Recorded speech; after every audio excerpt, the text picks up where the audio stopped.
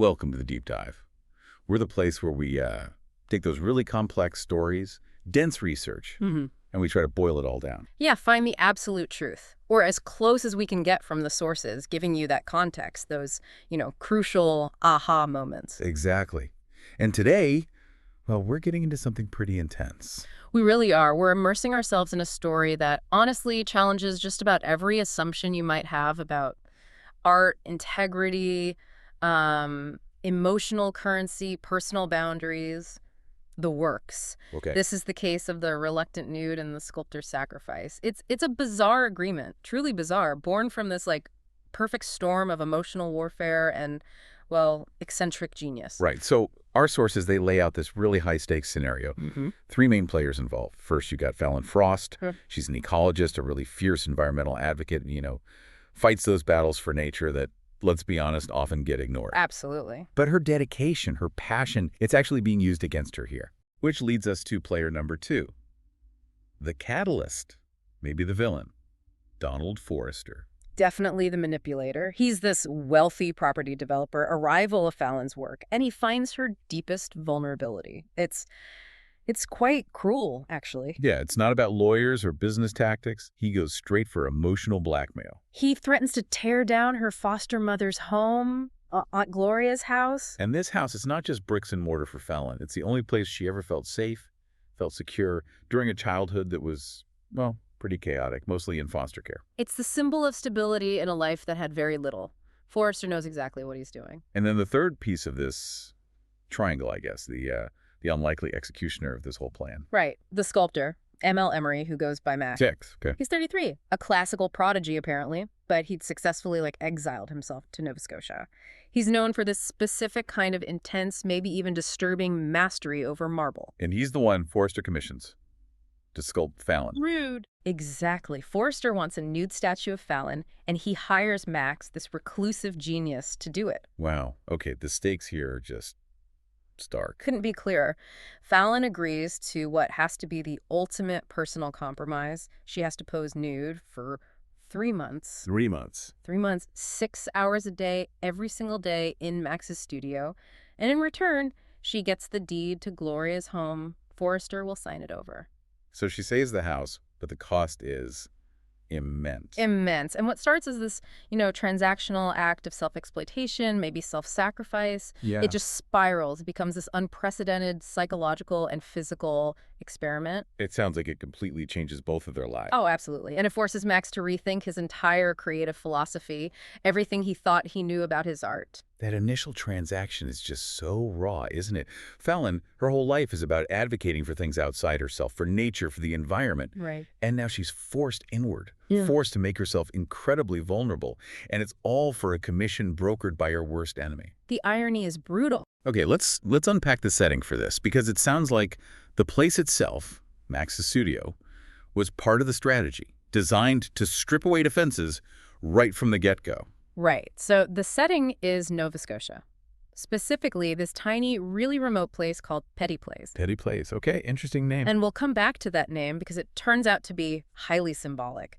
So Fallon arrives at Max's studio. She's probably expecting, I don't know, a quaint artist's cottage, maybe a cool repurposed barn. Something rustic, maybe private. Exactly. But what she finds, and the sources describe this really vividly, is, well, it's anything but private. What is it like? It's described as this enormous structure, heavy on the glass. They call it a solarium. A solarium, like a greenhouse. Sort of, yeah. An artist's workspace designed to absolutely maximize light, but also, crucially, minimize discretion. Any sense of privacy. So the sheer scale, the transparency, it's sending a message right away. Absolutely. It instantly communicates that Max is after total, unmitigated truth in his work.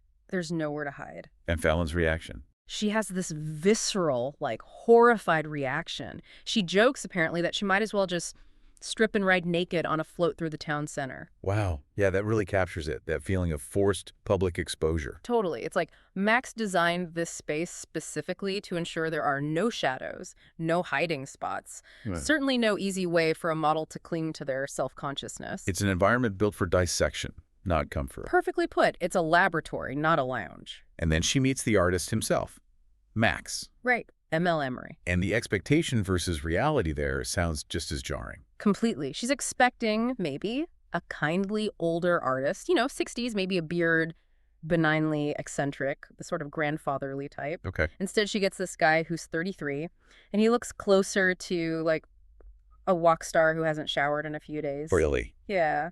Muscular, dusty from the stone he works with, unruly black hair. Just intense. Intense. And the sources mention his accent. They do. It's described as peculiar, French, but maybe acquired or honed in Great Britain. Fallon notes it carries this almost unavoidable sort of inherent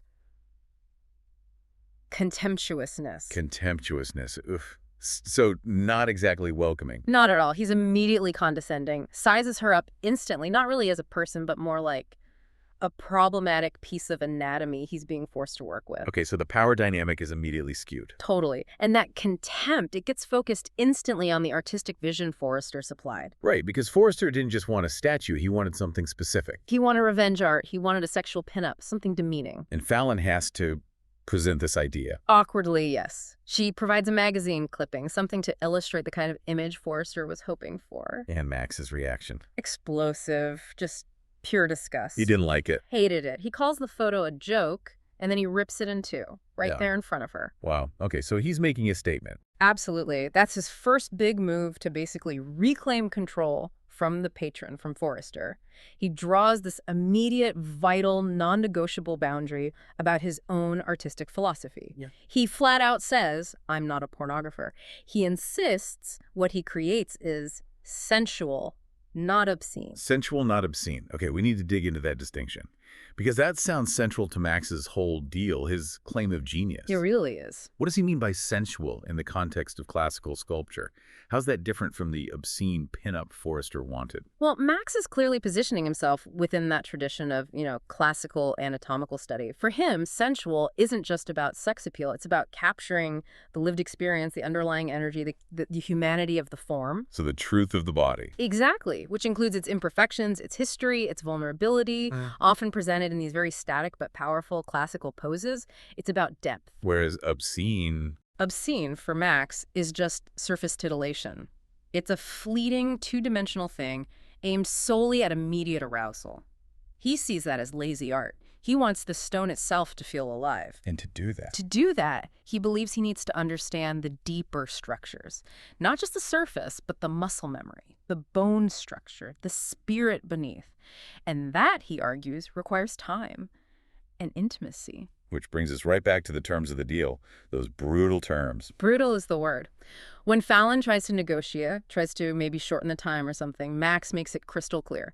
The 3-month commitment, non-negotiable. And it was, 2 weeks just for studies? Yeah, 2 weeks of intense studies, drawings, maybe clay models, just observation. Then 10 solid weeks working the actual marble, 6 hours a day, every single day, absolute. How does he justify that? Is it just ego, or is there a technical reason? He gives both, really, but he frames it technically first. The sources show him explaining the difference between mediums, like clay versus marble. If he were working in clay, he says, he could adjust, add material, subtract it. Clay is forgiving. Right. You could fix mistakes. Exactly. But marble is purely subtractive. Once you chisel away that stone, you cannot put it back. It's gone forever. Okay. So the stakes are incredibly high with marble. Incredibly high. And this technical necessity, he argues, demands absolute total knowledge of the subject before the chisel even touches the permanent material. So those first 2 weeks of intense study. They're crucial. They're necessary to avoid making even one single catastrophic error during the 10 weeks of sculpting the final piece. One mistake could ruin months of work, ruin the entire block of expensive marble. And he uses this technical requirement to basically challenge her commitment, doesn't he? He does. He throws it back at her. He says something like, I'm an artist, Miss Frost, not a doctor. I have no moral obligation to perform for you. Implying he doesn't have to take this commission? Right. He says, if this is actually important, meaning saving the house, you will agree to my terms. They're non-negotiable. He's forcing her to confront the depth of her sacrifice, to really own it. And his explanation of his process? Yeah.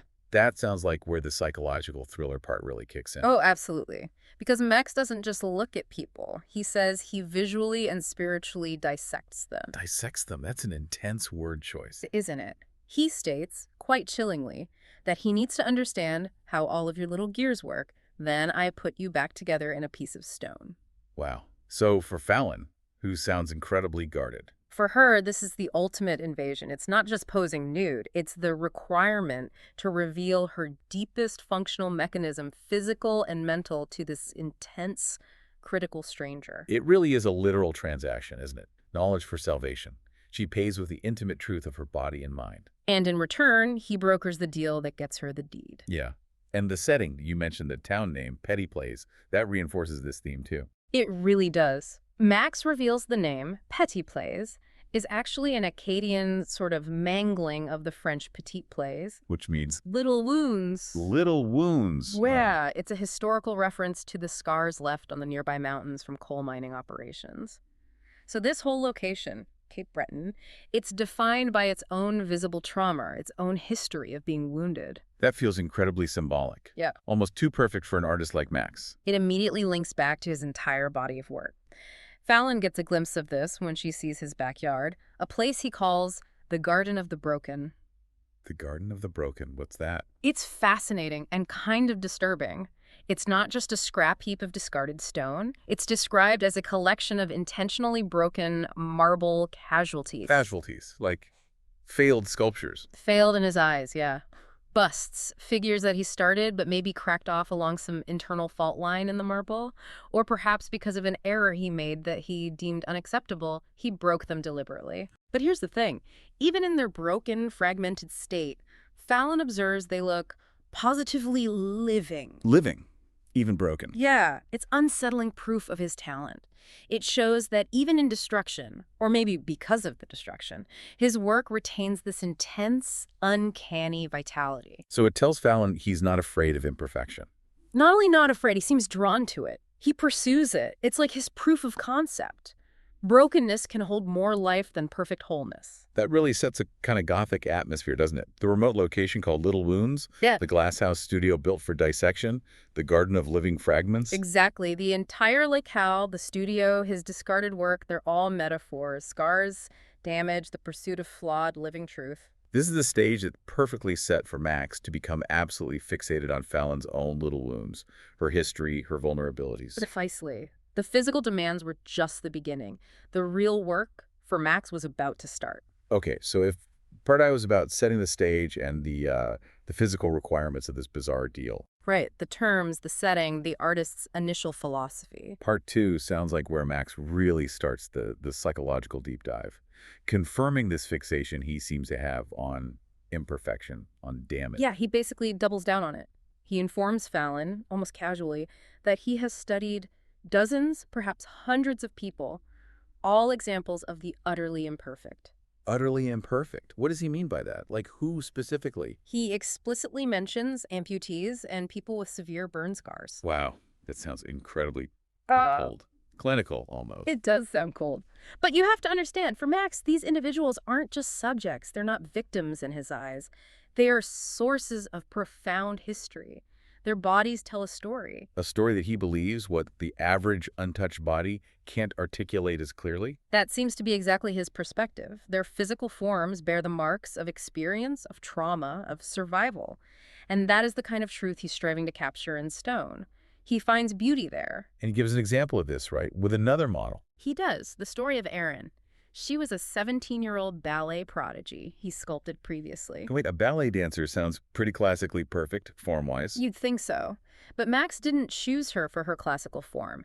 He chose her because she has, in his words, an extraordinary scar. A scar. From what? From surgery when she was an infant, she was separated from a conjoined twin. Oh, my goodness. And Max views that scar not as a flaw, not as something to hide, but as extraordinary proof of loss. That's the phrase he uses. Extraordinary proof of loss. Yeah. That's a really intense way to look at a scar. It is. He finds beauty and profound truth in these physical manifestations of trauma and survival. Okay, I can see how Fallon would react to that. How does she take it? She's disgusted. Understandably right. She sees it as callous, as exploitation of pain, especially when talking about a teenager like Erin. Yeah, it feels invasive. But Max immediately pushes back. He turns it around and uses Fallon's own situation as a mirror. How so? He basically throws her own perceived hypocrisy back in her face. He says something like, I would remind you that you're here under duress, arguably exploiting your own body in exchange for a payoff. Ouch. That's blunt. Incredibly blunt. He's making this argument that all high-stakes art, especially art involving personal compromise, is fundamentally exploited in some way, including her current deal with him and Forrester. So he's saying, don't judge me, you're doing it too. Essentially, yes. And he frames his work as simply reading the truth that's already there. He believes trauma just makes the writing, the story on the body, clearer for him to read. He really sees himself as this master diagnostician, doesn't he? Totally. And he immediately starts applying that diagnostic eye to Fallon, even though she's trying desperately to remain emotionally blank, just a posing figure. And he figures her out pretty quickly. With almost alarming precision. He deduces her whole professional life ecologist, advocate almost instantly. Well, what does he notice? Tiny details. He notes her specific, uneven tan lines. Says they're not from casual sunbathing, but from field work. From constantly being outdoors for her work. Okay, that's observant. He also remarks on her clothes, no nonsense, pragmatic, chosen for function, not vanity, things an outdoor advocate would wear. Right. He even claims he can smell the faint scent of the sea on her, signaling her dedication to coastal conservation work. Wow. He's building a whole profile. Exactly. And he concludes she's fighting for something important, but something no one appreciates. Capturing that sense of thankless dedication in her work. But it's the observations about her vulnerability, her inner state, that probably cut the deepest. Oh, for sure. Max describes her intense defensiveness. He notes she's trying to be stoic, but he sees right through it. He says she is cold as the stone I'm using to render it. Cold as the stone. He sees her emotional armor. Right through her physical stillness. He can sense the tension, the guardedness. And the most critical insight he has. It comes when she's forced to talk about posing, about her own body. She describes it with this utter self-hatred. There's a quote where she says, my butt and my legs belong to some other body. Whoa. That's really sad. She's functionally dissociated from her own form. Completely. And for Max, remember, he's obsessed with the truth and the history inscribed on the body. This self-rejection, this association, it's incredibly frustrating for him. Maddening, even. Why? You'd think the cold, detached sculptor wouldn't care about her feelings. Because from his perspective, self-hatred is a form of lying. It's dishonest. How so? When she hates her body, when she dissociates like that, she's shutting down access to the very history, the very truth that Max needs to read for his sculpture. He sees the body as this historical archive. Every scar, every stretch mark, the way she holds herself, it all tells the story of her life, including those difficult foster care years. So by rejecting parts of herself, she's obstructing his deep dive. She's putting up a psychological barrier to the very truth he needs to access to make the sculpture live. Her shame is getting in the way of his art. So he tells her this. He confronts her about it. Yeah, he apparently tells her he wants to shake her for being ashamed of her body, which is, again, incredibly invasive, but fits his character. This whole intense pressure cooker environment in the studio, it must eventually force the full truth out about the commission itself. It does. Max apparently suspected from the start that the whole deal smelled unmistakably sour, as the sources put it. He knew Forrester wasn't just an altruistic patron of the arts. Right. But he pushes Fallon. He forces her to finally admit it explicitly. The statue isn't just art, it's pure leverage. Forrester is using Aunt Gloria's house, her only anchor to any kind of stable memory, as emotional blackmail. To get her to stop fighting his development projects. Exactly. To silence her advocacy by exploiting her deepest emotional vulnerability. And Max's understanding of this betrayal, this manipulation, does that connect to his own past at all? It seems to. Learning about the raw deal Fallon got helps contextualize Max's own backstory, which, when you dig into it, is equally chaotic, marked by early trauma and this intense drive towards self-imposed exile. Okay, tell me about Max's past. He was a prodigy. A true prodigy, discovered incredibly young at age 12. 12? And the source material explains how he was discovered. His mother, she was blind, and she died when he was quite young. Oh, that's tragic. And his first major work, the piece that got him noticed, it was a full-sized marble angel he sculpted in her likeness, from memory. So that intimate connection between art, trauma, memory, loss, it was there right from the very beginning for him. Absolutely baked in from the start. But once that level of talent was unleashed on the world, The art machine got him. consumed him. Yeah. By the time he was 14, just a kid, he was exposed to everything: intense fame, drugs, sexual exploitation, the dark side of the high-profile art scene. 14. That's Yes. horrifying. And Max speaks about this period with this chilling detachment. He says he felt like he was unconscious for over a decade, just existing as this commodity that the art world wanted him to be, not really living his own life. So how does he escape? How does the golden boy, the art world's darling, get out of that self-destructive spiral? He had to make himself toxic to the machine that was feeding on him. Toxic? How? He intentionally, and apparently very convincingly, faked a self-destructive addiction to heroin. They faked a heroin addiction. Yes. Think about the level of calculation involved in that. He didn't just quietly withdraw. He created this narrative of spectacular, almost cliched rock star destruction. Why? To push people away. Exactly. To ensure the fame machine, the handlers, the collectors, everyone would back off. They'd see him as a liability, as damaged goods, not a hot commodity anymore. It was his escape hatch. And that's when he went to Nova Scotia. That's when he relocated to Cape Breton, about 8 years before meeting Fallon, seeking total solitude, anonymity, actively trying to become less visible, less known, to disappear from the chaos he'd been trapped in. So he built this fortress of solitude, this exile.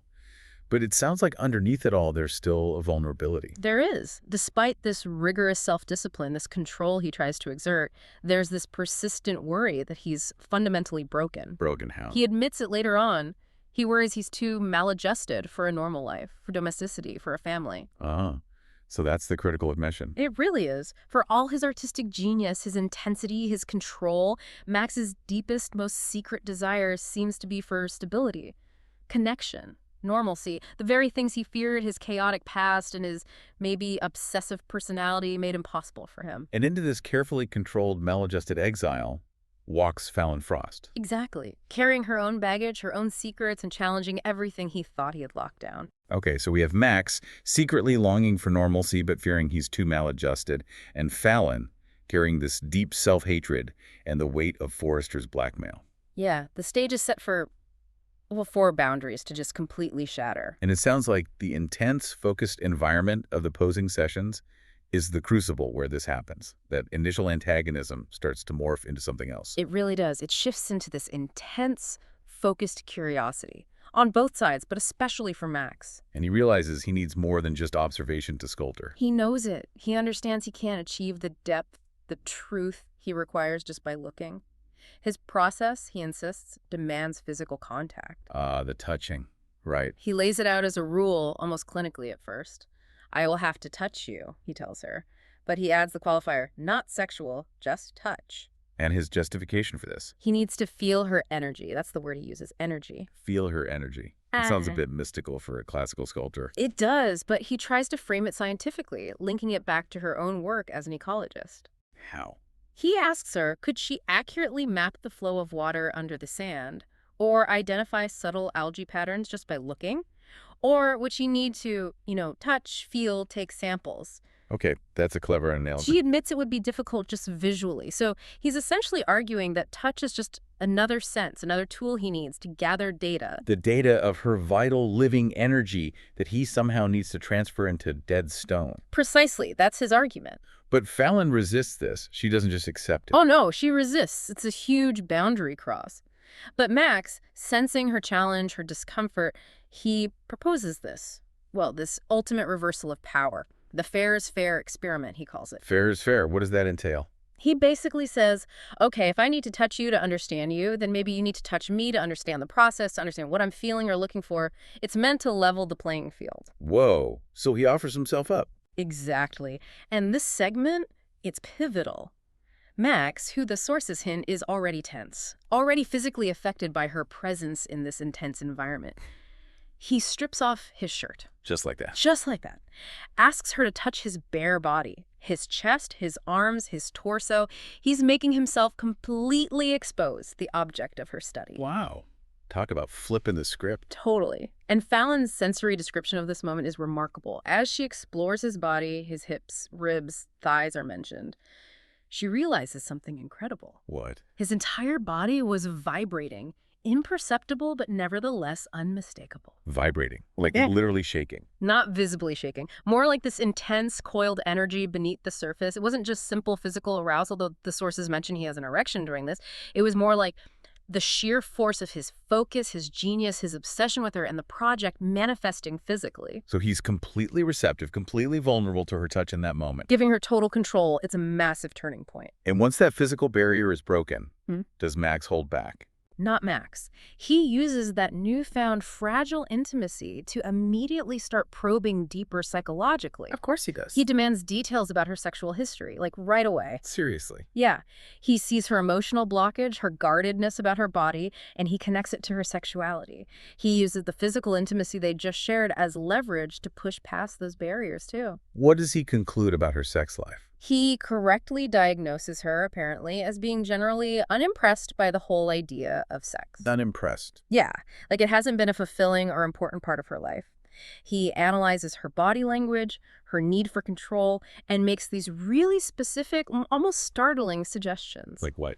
Like suggesting she needs to be dominant in bed. He says something like she probably needs her lover flat on his back, hands tied, at your mercy. Wow. He's not just observing her anatomy anymore. He's trying to map her entire psychosexual landscape. He really is. It's intense, invasive, but also perceptive in a way. Okay, so things are getting incredibly complicated. Where does the relationship go from here? Does it become romantic? It takes a very sharp turn towards genuine intimacy on Fallon's 30th birthday, which falls sometime in October. Her birthday. Yeah. And Max, Mr. Antisocial Exile. He acknowledges it. He does more than acknowledge it. It's described as this moment of profound anomaly, a break from his routine. Max actually dresses up, takes her out. He takes her out. Where? In Petty Plays? Presumably somewhere nearby. And he uncorks this incredible bottle of 30-year-old Pauillac Bordeaux wine. 30 years old. To match her age. Exactly. It's this gesture, this burst of old-world decadence and thoughtfulness that's completely out of character for the Max we've seen so far. It signals he's willing to step outside the rigid rules of his self-imposed exile. For her. That's unexpectedly romantic. And the emotional intensity continues when they get back to the studio. After hours of conversation, fueled by that amazing wine, they share a bed. Okay. And this is where Max makes another huge confession. He reveals he's been celibate for 8 years. 8 years. Since he came to Cape Breton. Seems like it. It was part of his self-imposed removal of vice, of complication, of anything that could distract him or pull him back into the chaos he escaped.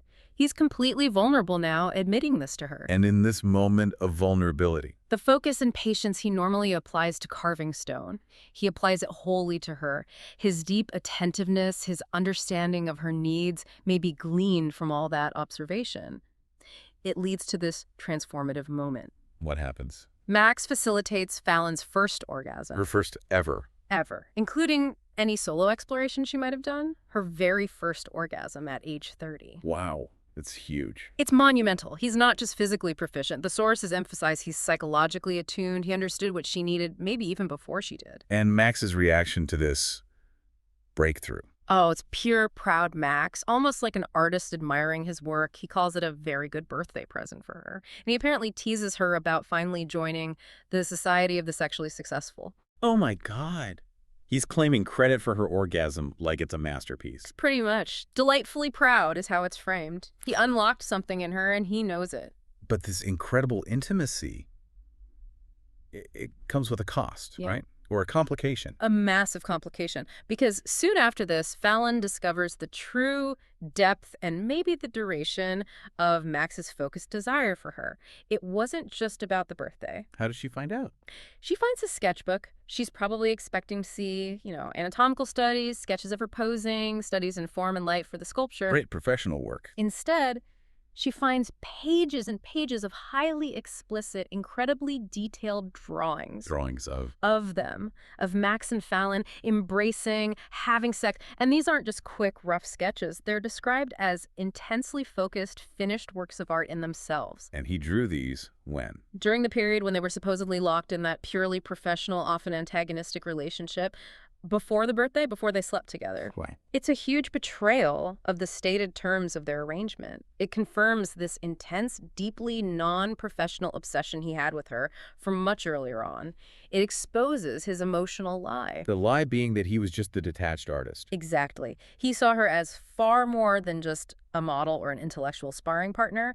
He desired her completely, graphically, intensely, long before she had any idea. That must have been incredibly unsettling for Fallon. Unsettling, maybe violating, confusing, all of it. And this realization, this complicated mess of intimacy and obsession, it crashes right into the practical deadline, doesn't it? Headlong into it. It's now mid-November. The 3 months are almost up.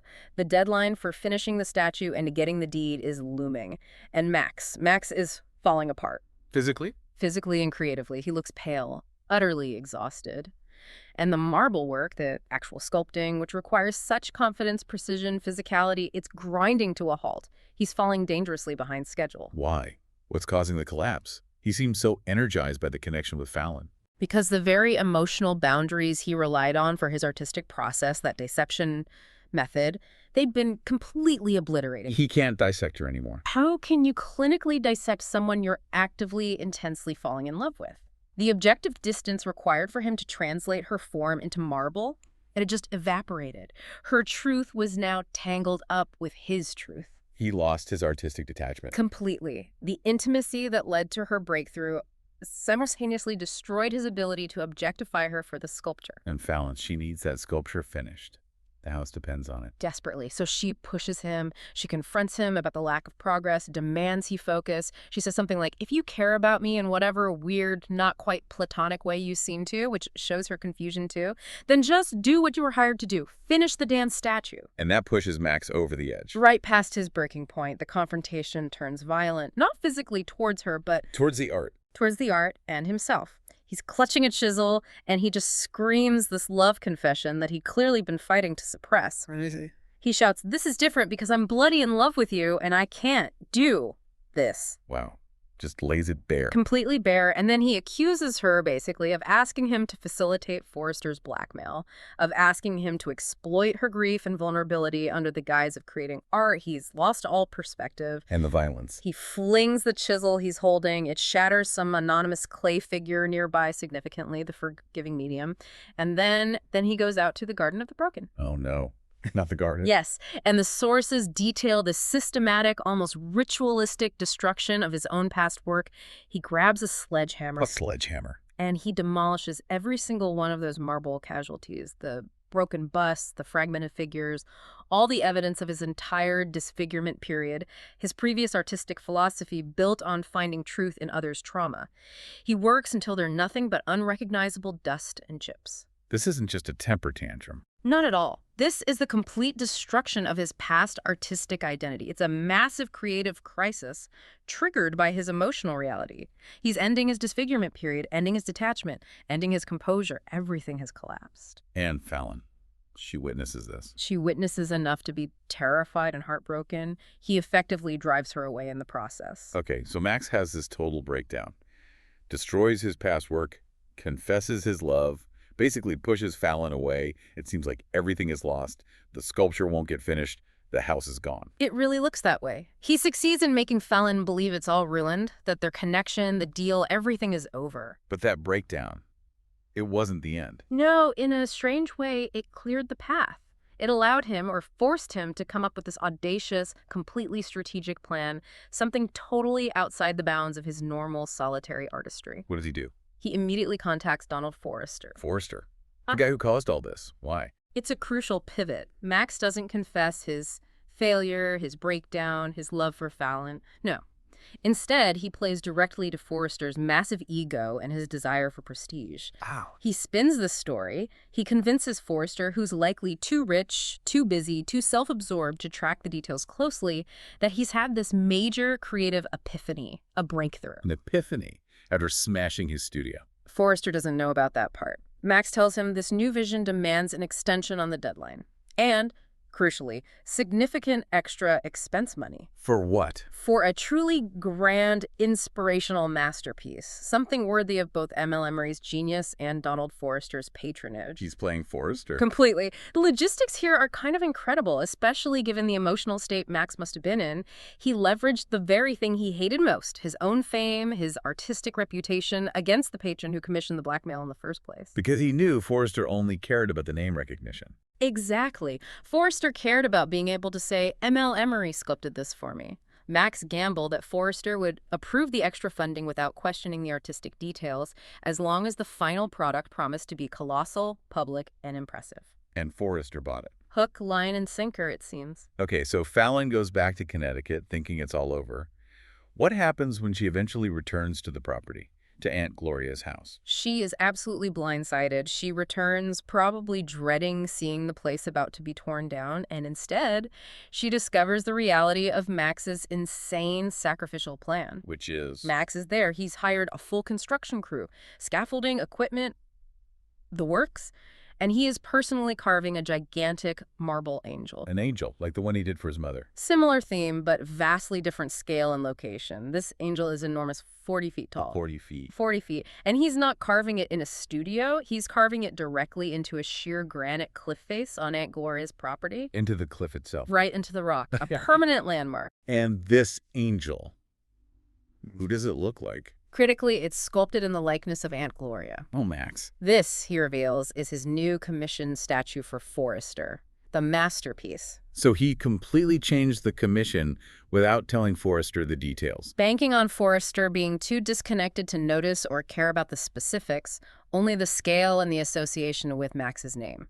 But how does Max feel about this, artistically? Is this angel genuine for him? He's under no illusions. He admits to Fallon, quite candidly, that artistically it's tacky as hell. It's a creative sellout, a grand, highly visible compromise of his usual aesthetic. Tacky as hell. That sounds like Max. But then, almost in the same breath, he follows that with this stunning realization. It's the greatest thing I think I've ever done. The greatest thing, even though it's tacky? Why? Because it serves a purpose beyond art. It serves her. He calls it Fallon's foothold, her anchor, her protection. It's protective art. Wow.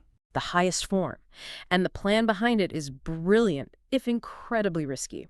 It leverages Max's infamy, his unwanted fame, and the sheer, undeniable scale of this 40-foot angel memorial. To do what? Draw attention. Massive media attention. He knew it would. And the media shows up. Oh, they swarm. Local press, East Coast papers, even reporters from Manhattan who apparently track Max's every rare public appearance. Remember, he's been a recluse for 8 years. Him doing anything this public is huge news. So Forrester is now trapped. Politically and socially trapped in the spotlight.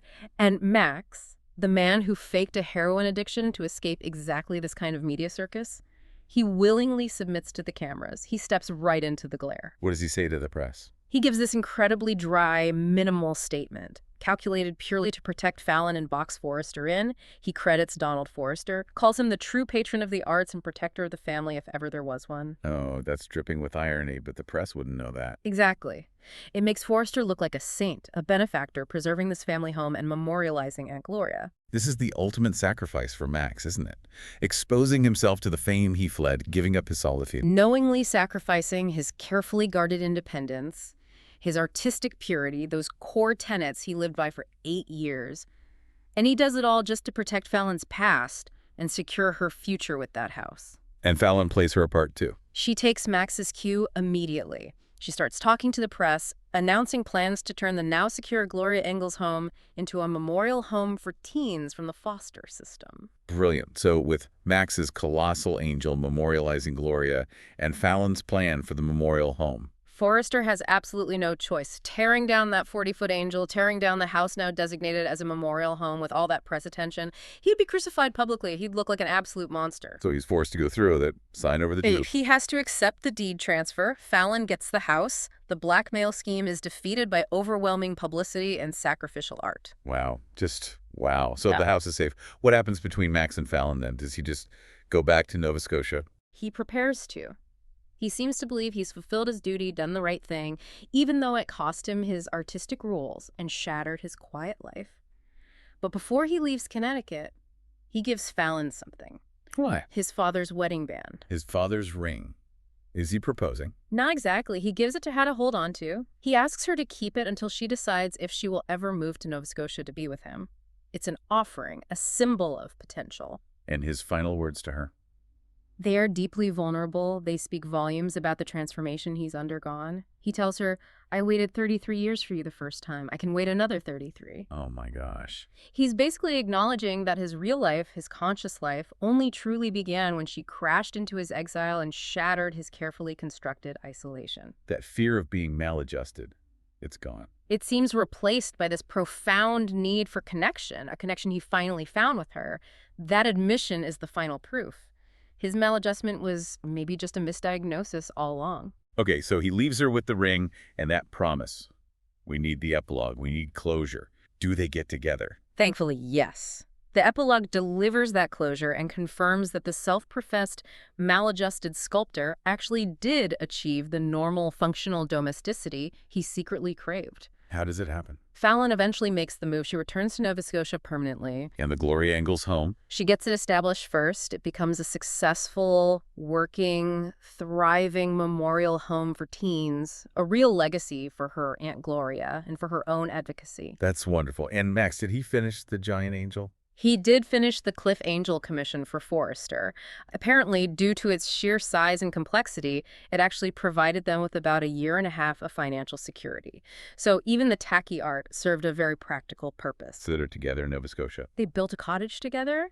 They achieved that simple domestic life that both of them, in different ways, had feared was unattainable for them. And the ultimate sign of success, of normalcy. They have a daughter named Noelle. She's nearly 4 years old at the time the source material concludes.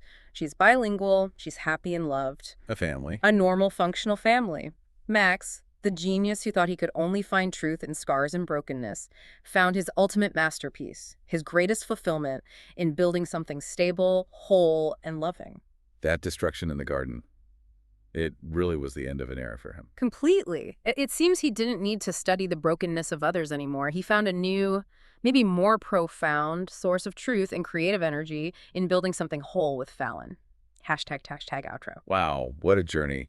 This deep dive, it really illustrates I guess, the profound weight, the cost sometimes of acquiring true self-knowledge. It really does. You have Max, this sculptor who spent years meticulously constructing this fortress of solitude, of artistic purity. Right, guarding it so carefully. And then he finds his greatest creative fulfillment, his deepest emotional breakthrough by systematically destroying every single rule he held dear, all for one person and one house that represented her past.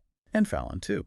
She starts this whole thing terrified of her own body, ashamed of her vulnerable history. Absolutely. And she finds her sexual awakening, her emotional strength with the one man who didn't just accept her scars, but actively pursued them as sources of truth and history. He saw her entire story, the foster care, the advocacy work, the self-hatred, and somehow rendered it whole. Not just in stone eventually, but in life. Yeah, the knowledge exchange between them was maybe the most efficient, most potent currency in this whole strange affair. How do you mean? Well, Fallon paid with her truth, right? The uncomfortable, physical, emotional truth of her history. She allowed Max to dissect her, as he put it. And she received the deed. Her anchor, her past, secured. But Max's payment, in a way, was steeper. He traded his artistic integrity, at least with the angel. He traded his precious solitude. He traded the entire reputation built on his disfigurement period work. And what did he receive in return? He received the emotional blueprint, maybe, to build a completely new future, an integrated future. A life where he was no longer unconscious, as he described his past, but fully present, fully connected. It really forces you to kind of reevaluate the compromises we make in our own lives, doesn't it? Max was so meticulous about preserving his freedom, his distance. His independence was everything. Everything. He faked a heroin addiction to protect it. Exactly. Yet he willingly sacrificed years of that carefully guarded independence and arguably his entire creative identity up to that point. All to achieve one remarkably simple, remarkably normal goal. A family. Connection. Love. Which leads us to that final provocative thought for you, our listeners, to mull over. If Max, this man who fled fame, who feared normalcy, who built walls around himself, could trade his most foundational protective boundaries, the very core of his identity. If he could destroy all that for the chance at a true functional connection, What crucial compromise might you need to make in your own life? What cherished rule, what deeply held protection, what part of your carefully constructed identity might you need to dismantle? To fully realize the life, the connection, the future that you claim you actually want. Something to think about. Definitely something to think about. That's our deep dive for today. We really hope this gave you a detailed, maybe unexpected look into this fascinating intersection of art, psychological compromise, and ultimately genuine human transformation. Yeah, it was quite a story. Until the next time we crack open the sources and see what truths we can find, stay curious.